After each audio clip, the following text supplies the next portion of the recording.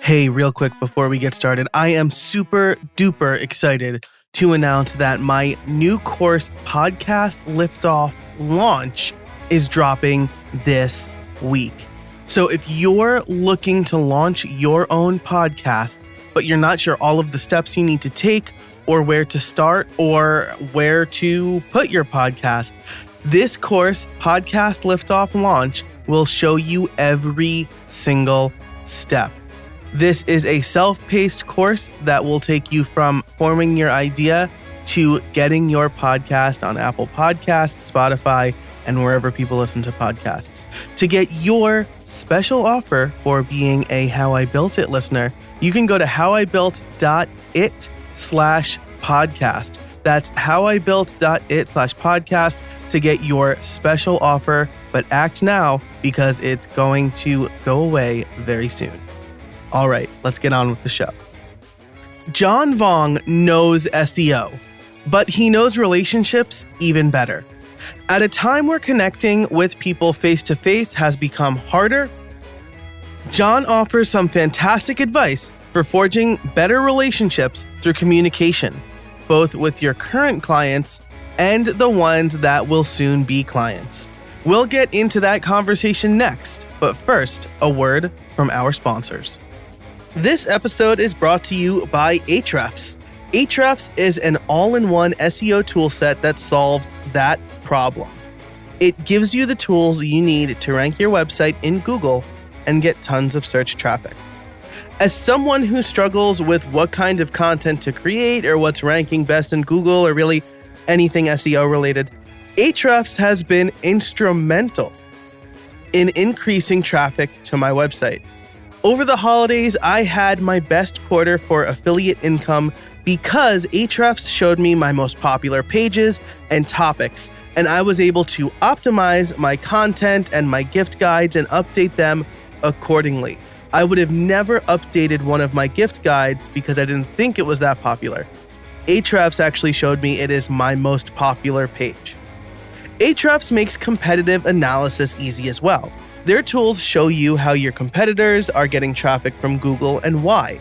You can see the pages and content that send them the most search traffic, find out exactly the keywords they're ranking for, and which backlinks are helping them rank.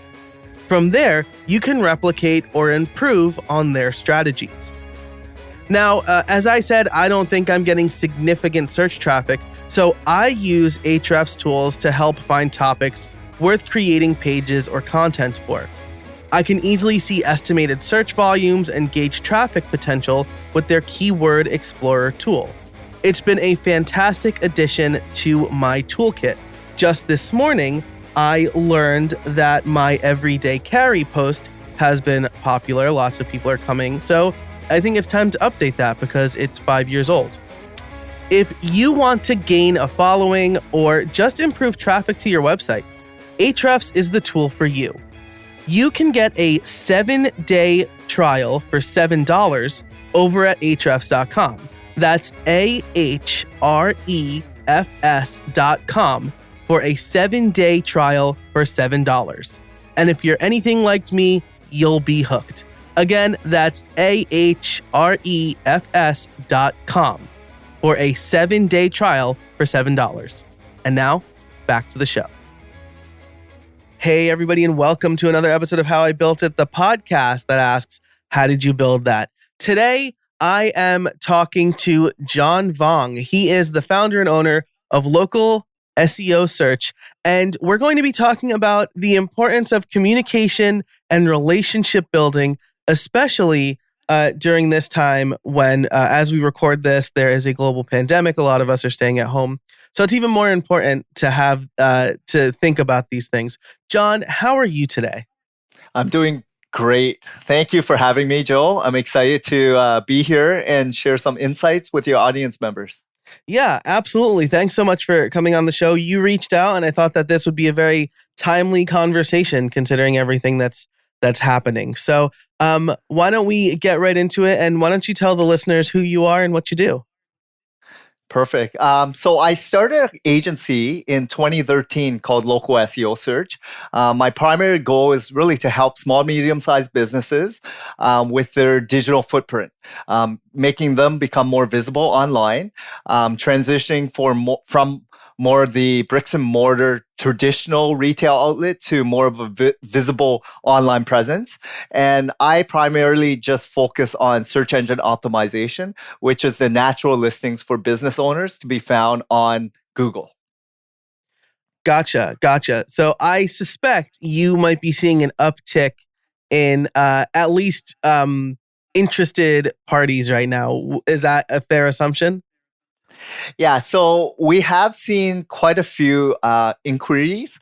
The problem is there's a lot of unknowns, right? And because SEO is more of a long term play as opposed to paid ads where people can see immediate returns, a lot of the more established business owners are looking for more of a relationship play that is more of a partner, right? And that's why I feel SEO is a great segue for relationship building in general. Yeah, absolutely. And I think it's probably a little bit more trustworthy too, right? Because I know at least when I do a Google search, I'll see the top two ads and then I'll think, well, I don't know, they're paying for that spot. Let me see what the first few organic results are, right? Because those are the people who are actually like putting in the work and making sure they're listed at the top. I'm a more technical guy, so I don't know, the ads must work, but I just feel like doing it the more natural, organic way instills a little bit more trust. Would you agree with that? Yeah, so say you're the average consumer, Mhm. users tend to agree and tend to know that people are paying for those paid ads at the top, um, because it's really pushing stuff at people, right? And what people like doing is being in control. They like searching out and navigating themselves and doing their own due diligence. And they don't like ads being pushed at them, like Facebook ads or Instagram ads or whatever ads it is, from flyers, traditional, to radio ads. They want to be in control. And Google gives them that platform where they can actually navigate at their own will. If they don't like what they find, they revisit different terms, longer tail, whatever it may be, and really emphasize on what they're looking for, right? And yes, the challenge is how do you get there, right? So you have to really position yourself as that expert, and you have to fulfill what Google's looking for, which is being the best resource or website for that given user who's seeking you out. So positioning yourself as that authoritative leader in your domain. Gotcha. Yeah, and that makes a lot of sense, right? And I think that um that very act can help with good communication and relationship building, right? Because SEO a lot, and correct me if I'm wrong, I'm not an SEO expert. I just like play one on TV. Um uh, the act of showing up is really an incredibly important part of that, right? If you just set up a website and just leave it there as like a brochure site, it's not going to do too well. But if you have a blog where you continually help people and answer questions that they're looking for, that's something that's going to help. Totally. So you got some of the major aspects. I always bring it back to traditional media. So say 20 years ago, um, the internet was not even around. Google didn't exist, right? And how did those business owners survive for hundreds of years prior to the advent of internet? Right? So if you think about it, it all boiled down to running a really good business, offering a great product service, and allowing people to either market yourself, like you got flyers, newspapers, directories, or whatever it may be. But ultimately, it's do good work, build strong community relationships, and you know add really good, strong values, right? So that people continue coming back to you. Loyalty, brand awareness, community, all these things. And if you do it well, you're going to be around for many, many years, if not generational businesses would exist, right? Because it's building that brand trust loyalty. So now the advent of the internet has come along and there's so many new avenues to really promote yourself, right? And the challenge is, which medium should you focus on? There's a lot out there, from social media to video to audio to you know even infographics, right? There's a lot of different forms of content, blog writing. So what should you devote most of your time? And I always tell people, focus on building a really good business, ultimately. Conveying that message across in all different platforms, but really understanding what are you bringing to the table, what differentiates yourself, really refine your art of taking care of your existing clients, bringing on new clients that are your target focused type of clients, and harvesting more of those type of customers, right? And what you're really looking for is that long-term relationship so that they can spread the word. They will send you more referrals and word of mouth. But don't get too focused on being everywhere, because you really need to focus on really doing one thing at a time really well, which is, first off, run a really good business, take care of your clients, make sure you have some sort of a business model or revenue in place before you start amplifying that message across different platforms. Yeah, I think that's just a really great thought to keep in mind, and it's pretty timely actually, because I just read The Pumpkin Plan by Michael Michalowicz, and he basically reinforces this idea. Focus on the important aspects of your business. Take care of your clients. Make a list of your best clients and find more clients like that. Um, so with the current conditions we're in here, I'm actually you're based in Canada, is that right? Yeah, Toronto, Canada. That's correct. Okay. So I suspect it's very similar for you as it is with me here on the East Coast of the United States. A lot of people are sheltering in place. Traditional brick and mortar businesses are having a hard time if they are even allowed to open. I know here in Pennsylvania we're doing a pretty slow open, for public safety. But what can businesses do now to help cultivate that relationship, and how can they focus on their business when their business really is a very physical world business? So I've actually been doing couple webinars on this as well, which is, times of crisis, how do you form a stronger relationship if you haven't already with your existing base, right? So with your existing clients, paid customers that have been coming to you for multiple years, if it's a bricks and mortar one-time product offering, or service type of business where you see them coming a couple times a year, right?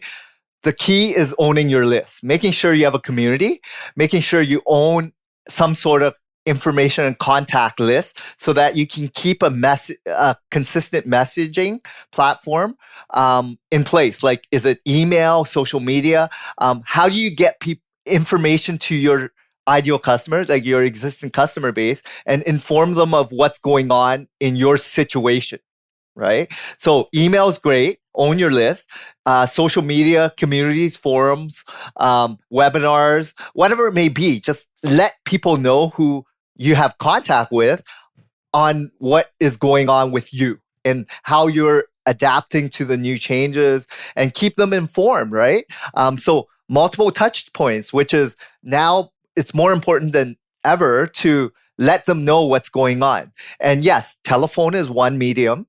Email is another medium. So you should actually have multi-channel touch points as opposed to just one channel touch point, right? Which is email, because not everyone opens email. Like, people get bombarded with email, right? And there's solicitation on really offers and products and all that stuff. So really focus on like adding value. So what are you doing differently, and how can you inform and impact your tribe of your existing base, right? So that they become even more sticky. Like, even personalize your message. So if you haven't already, like, let people in on your current state, what you have done in your business, what you have, your family has done, right? How are you navigating this new norm, right? And let people know, like, today I'm instead of focusing so much on running a business like my 9 to 5 bricks and mortar, I'm going on webinars, reading blogs, going on YouTube to find different ways and avenues to really add more value to what I'm offering you guys, right? Or look at different scenarios in different countries, because podcast videos are available from Sweden to Taiwan, and these borders never closed, right? Like these countries still operate business as usual. So what have they done differently, and how can you use that information and insight to your world, right? So that's what I'm all talking about, like just using your time the best fit so that you can actually add value to your existing base. Yeah, I think that's great. And I love what you said about owning your list, having a community. This is something I feel I learned way too late. Like I've been freelancing since high school, and I thought, like, why would my clients don't need to be on my mailing list. Like what I launched a new client site, and then I'm like, yeah, they probably would have liked to know if I launched a new client site, because maybe they would have been like, oh, that feature's cool, add it to my site. So I've been working on really building, my email list and my multiple communication channels, my YouTube channel and stuff like that. Today's episode is brought to you by Smile and their product, Text Expander. Save time typing and boost your productivity with Text Expander. You know I'm all about automation, and Text Expander is a great way to get started with automation. It allows you to create your own snippets for repetitive text you tend to use everywhere. Add the text, create a snippet, and boom, save precious time and keystrokes. One of my favorite snippets is for my address. So instead of typing out my full address and risking typos, I simply type $ADDR, and Text Expander does the rest, filling in my full address for me. I also have snippets for my street, my city, and my zip code. But that's not all Text Expander does. With its advanced snippets, you can create fill-ins, pop-up fields, and more. You can even use JavaScript or AppleScript. Another one of my favorite and most used snippets is when I type PPT. That will take whatever text I have on my clipboard and convert it to plain text. So I'm no longer fighting formatting when I copy from a Word document, a Google Doc, or a plain HTML page, like a website. I also use it for common links, email messages, which I can completely customize with fill-ins and drop-down menus, and even date calculations. I'm currently writing a book, and Text Expander has been instrumental with that. Text Expander is available on macOS, Windows, Chrome, iPhone, and iPad, so pretty much anywhere you do computing. If you've been curious about trying Text Expander or automation in general, now's the time. As a listener, you can get 20% off your first year. Just visit textexpander.com/podcast and let them know How I Built It sent you. That's textexpander.com/podcast for 20% off your first year. And now, back to the show. Now, you did say, I think you probably, maybe I heard the emphasis myself, but I feel like you emphasized owning your list. I know a lot of businesses are probably relying on Facebook groups or Facebook pages. Do you think that that's a valuable touch point for a lot of people? Or do you think, one day Facebook can just decide, we don't want to prioritize restaurants today. So, I think I'm leading the witness a little bit, but I just thought it was interesting that you really mentioned like owning the platform. Yeah, owning your list is so critical, because if Facebook suddenly decides to get rid of groups, or LinkedIn, associations, like all these different platforms, you're relying on these companies to allow for this free offering that still exists today, right? What happens if they want to start monetizing, and then you got to start paying a subscription, right? And how many people will start paying for that, right? Like you're going to lose a lot of members that way. So my point is really own that email list, own that address, own that telephone number. And obviously it's opt-in. So you make sure that you have consent from those users, that you are able to mail them stuff, right? Email, call them, text message, whatever platform it is. Because it's so critical, because today, more than ever, like Newsletters could be used to update people, social media, multi-channel, just every platform. And you don't know what people are consuming in terms of content, right? So yes, it's a lot of work.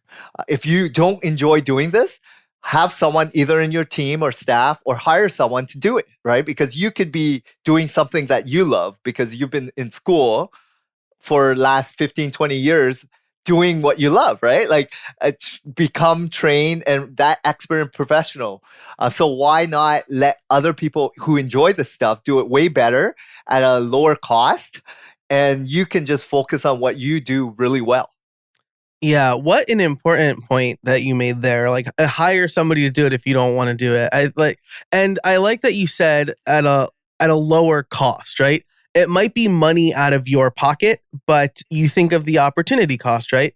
A great example is I am very capable of editing my own videos for my courses, for my YouTube channel, and I do it when I want something quick. But for my courses, especially, which are 2 hours of content, I send that out to an editor who charges me way less than I would charge myself. And he can do it better and more efficiently. And I know it's going to be great work. So, really thinking about that stuff. Like, you might have the ability to do it, but think about how you really want to spend your time. And it's time costs your value, right? Like you mentioned, like how much would you bill a customer? Why don't you focus on just getting more of those type of customers and bill them so that you can do what you love and let other people do what they love, but you're paying someone else a lot less so you can make more, Yeah. right? It's scaling. It allows you to become more profitable and do what you enjoy because stress is such a big factor in business. It's because every business owner takes on way too much, trying to do everything. And what I learned, and it took me some time, I was like every other business. I wore every single hat early on. I was working 16, 18 hours and I did everything, right? Thinking no one could do it. But then slowly I gave away some of my tasks, duties, responsibilities, and let them make mistakes, let other people make mistakes. And that's how you grow as a person, right? And as a company. Yeah, absolutely. I read something a while back that said business owners are more likely to drown than to die of starvation, like die from drowning than die of starvation, because they take on too much and they eventually can't handle it all. Um, and die metaphorically, not literally die. But the main takeaway is that the worry shouldn't be that you're not going to have enough work. The worry should be that you're going to do too much and burn out. So I think that is all fantastic advice. Yeah, it's all stress, right? Yeah. And if you spend too much time trying to do everything and things that you don't like and you're not good at, that's what causes stress, Yeah, right? absolutely. And then that takes away from you being able to do the things we've been talking about, like cultivate a community, right? And maybe you don't do the direct communications, like maybe you hate sending email letters, so you or you don't like doing the social media stuff, so you hire somebody, but it's still you at the helm. It's still your voice as the business owner guiding the ship and letting your customers and your clients know what's going on. So as we kind of enter like the back part of this interview, I would love to get some concrete tips for listeners. We talked about a lot of stuff, like focusing on your business and looking for long-term relationships, owning your list. I had a great interview with Angel Marie from ConvertKit that I'll link to in the show notes for this page over at howibuilt.it, about like building a list that you actually own. But if somebody's listening and they're like, I don't feel like I have a good plan for communication, or I need some tips on relationship building, what would you say to them? Like, what are a few takeaways that they could start doing today? So depending on where you're at in terms of your business, right? If you're starting off and you don't have clients, like you have very few clients and you're struggling to even know who your ideal customer is, right? You're pretty much taking anyone on to really pay the bills, right? So the goal is to try to uncover who your ideal customer is. And that takes years, maybe even, some months, but years for sure, to really know who you want to be known as, what you really want to, focus your efforts as, right? So, if you're just starting off, my focus would be get a good product or service, start promoting yourself and understanding what differentiates yourself, figure that out, and really offer something out so that people will continue buying from you, right? So personalize, storytell, let people know about your journey, like because you're no different than anyone else selling the same product or service, right? So what makes you unique is your journey, your stories along the way, right? And hopefully it resonates with some of the audience members. But then once you start becoming more mature, say you've been doing it for 3 to 5 years, it's all about your funnel building, right? So not only are you focused on your active clients, but how do you get people early on in the information stage of the buying cycle to at least acknowledge that, bookmark me, read one of my blogs, read one of my YouTube videos, or watch one of my YouTube videos. And then hopefully they will remember you, but you have some sort of subscription or free newsletter or some sort of list that you're gathering that is different from your active list, right? Have different channels, different platforms, different lists, right? To really cultivate different messaging, because those lists will have different message versus your active list where you can personalize more, right? So it all depends on what your goal is. My goal is really to make an impact, educate, and let people know, like SEO, if you're in a long-term business, if you've been training and running a business for a while, but frustrated to get some online exposure, and you try different sort of platforms, you spent a lot of money on digital, media and all these things, why not look at SEO as another thing where you can really focus on a long-term inbound lead source that is qualified leads, catered with the type of profile of a client that you're looking for, because the entire messaging on your website and all your digital media messaging will be consistent if you're working with a really good agency. This episode is sponsored by Circle CI. Whether you're on a development team, manage a development team yourself, or you have a business that relies on working software, a good process is so important to making sure you're creating high-quality work. Continuous integration, or the ability to check and manage code automatically, can help you and your developers streamline the process in a big way, and Circle CI is here to help. Designed for modern software teams, Circle CI's continuous integration and delivery platform helps developers push code with confidence. Trusted by thousands of companies, from 4-person startups to Fortune 500 businesses, Circle CI helps teams take their software from idea to delivery quickly, safely, and at scale. Visit howibuilt.it/CircleCI to learn why high-performing DevOps teams use Circle CI to automate and accelerate their continuous integration and delivery pipelines. As someone who's worked on big coding projects for big companies with distributed development teams, I can tell you that continuous integration tools have helped us make sure we deliver working code to our clients. It helps instill trust in our team, and it lets our team focus on solving new problems instead of dealing with the same ones over and over again. So once again, learn how Circle CI can help you and your business at howibuilt.it/CircleCI. As a special bonus for How I Built It listeners, Circle CI is having a virtual raffle where you can win a pair of the newest Sony noise-canceling headphones. Improve your team's processes and enter for a chance to win at howibuilt.it/CircleCI. That's CIRCLECI. And now, back to the show. If you have very few clients and you're taking anyone on, like that's something that we kicked off this season with Jason Resnick.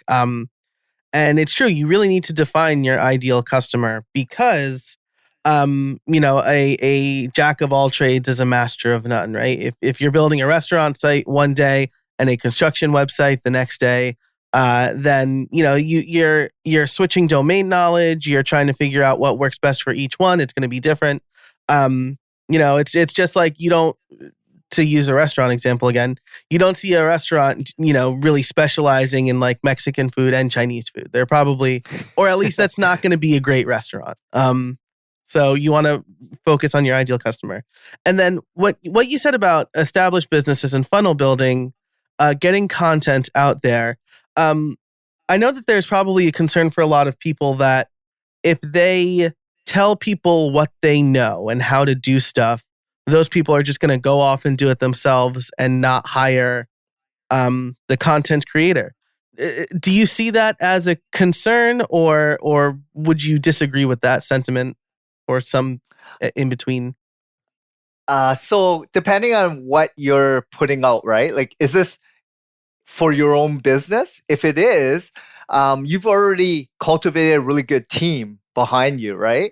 And that trust that you have with your existing team base and your staff versus and also your clients, I mean, it should already be known and very transparent that way. Like, we're in it together, right? And yes, there's going to be people that want to start doing their own thing. Great, right? And all the best. And I'm all about sharing that knowledge and insight and hope for the best. But if they're a part of the team and the ship currently, like, just have consistent messaging, make sure everyone is on the same page, and so in terms of core values, and letting them know what our goals and our quarterly goals, monthly goals, annual goals are. And if we achieve this, we're in it together. We become a stronger family, a better brand, or whatever it may be, right? Yeah, for sure. And I think that I definitely agree with that. And I would say, like, if someone's just trying to read like a blog post or watch a video you wrote to do it themselves for free, they're probably not your ideal customer, right? Like I've had people say, like, why would I pay for your courses when I can find them on YouTube for free? And I'm like, well, you're probably not my ideal student, because my ideal student is somebody who wants to be part of that community, who wants to have access to me in case they have specific questions that can't be answered in a YouTube video. So, I think about that too. But having consistent messaging is hard and also important. Yeah, but it's important that you know who your ideal customers are, right? Yeah. So then you cater all your marketing efforts, content creation, images, multiple touch points to those type of people that you want to go after. Everyone else, they'll have their own opinion, and it's okay. Yeah. You may get a lot of negative feedback from them, but that means people are reading your message, right? You're getting out there. So I look at it like, at least you got in front of that person. Yes, they might not be interested in your service. So what, right? You're getting in front of more and more eyes, right? Yeah, I love that. At least you're getting in front of people. That's fantastic, because it's sometimes it feels like you're yelling into the void, and that's not a great feeling. Yeah, there's more haters than you can even imagine, because everyone thinks that you were privileged with starting a business, but no one understands the journey you had to endure to get there. They only see you at that peak. They don't see you when what you did before you started and how you started, right? Yeah, absolutely. I always think about like the Olympic gold medalist, right? Like that's you don't see the years of training and pain and sacrifice that they went through to win that gold medal, that in that 20 seconds or whatever, right? That it takes them to win that gold medal. So Exactly. I love that. So as we wrap up here, I do want to ask you my favorite question. You have given us such great advice already, but I do need to ask you, do you have any trade secrets for us? And for you and for those who are new to the show, I'm not asking you to give away the farm, but a trade secret on how I built it is one that is good advice that is often forgotten. So something that's helped you over the years run your business and communicate and build relationships. So I I feel like I'm lucky and I'm fortunate that I had an opportunity to go to school here. I always look at the bright side because I came from an immigrant family from Vietnam, and I didn't really have much growing up. So for me, I had the opportunity to go to school and learn tricks and trades on how businesses work and operate in the Western world. So and then I'm able to travel as well. So for me, what I'm very fortunate about and what I'd like to share is everyone has the ability to build strong relationships, right?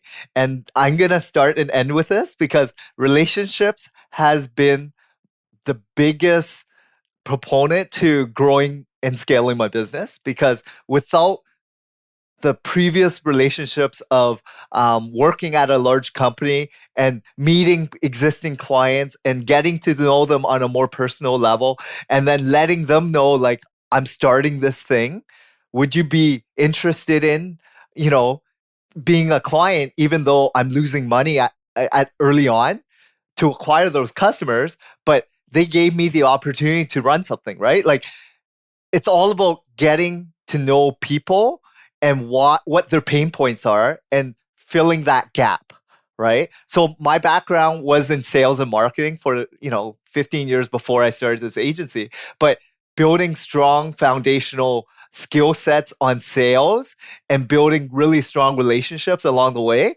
allowed me to really focus on that skill set, but also transitioning to more of an owner status, founder status.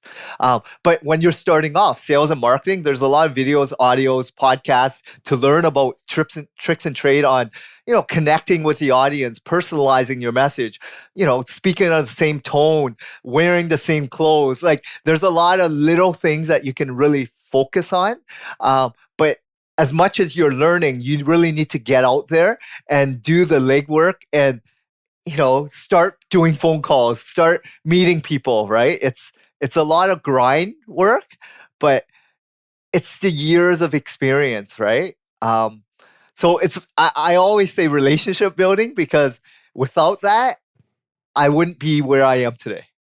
That's truly fantastic. And I don't usually do this, but I am going to add on here because I think that what you said is so important. Start doing the legwork and doing phone calls and meeting people. One of the, let's say the silver lining of people having to stay at home for this long period of time is it's easier to connect with them. Most people are on Zoom now. My wife is using Zoom regularly and she's not a tech savvy person. She's a nurse, so she's very smart. She's very smart, of course, but she's never had to use Zoom before, and now she uses it to talk to her friends. So one of the things that I've been doing is offering free 15-minute consults for people who are struggling to start a podcast, and that helps me learn the struggles and the problems that people are having, and it helps me connect with them. So I would encourage everybody listening to do that as well, to take John's advice and start building those relationships. That's awesome. Yeah. I mean, times of crisis, people will focus on two things, right? Family and relationships, right? And business comes secondary because it's necessities first: shelter, food, family, and friends, right? And then business will come or go, right? Because right now, not a lot of bricks and mortar stores are open, right? Yeah. So what can you really do? You focus on that foundation of building a really strong connection with people. Yeah, absolutely. I love that. Well, John, thank you so much for your time today. If people want to learn more, where can they find you? So you can check out my website. It's www.localseosearch.ca. If you want to connect with me on a more personal level, you can find me on the team page, and there's a LinkedIn, hyperlink, and you can connect with me. Fantastic. I will link to that and everything else that we talked about over on the show notes at howibuilt.it. John, thank you so much for your time. I really appreciate it. Awesome. Thank you. I had a lot of fun, Joe. Thank you for having me. Thanks so much to John for joining us today and sharing lots of fantastic information. I love that he was able to nicely sum up a lot of the lessons that we've learned throughout the rest of this season that started back in January. But I also loved the important aspect of communication, which is owning your list, however it is you choose to communicate or wherever your customers want to communicate, and having multiple touch points. So I think that's really great. And I think that his trade secret is that everybody has the ability to build strong relationships. Super important. I love that a lot too. So thanks again to John for joining us. Thanks so much to our sponsors for this week, Ahrefs, Circle CI, and Text Expander. 3 fantastic tools that automate some aspect of your business so you can spend that time working on relationships. If you liked this episode, please give it a rating and review in Apple Podcasts. It really helps people discover the show. I think more people are clicking on it because of the fancy new artwork that we have. Thank you, Brian Richards. But this will really help people discover the show. So be sure to leave a rating and review. For all of the links and resources, you can head on over to howibuilt.it/170. Thanks so much for listening. And until next time, get out there and build something.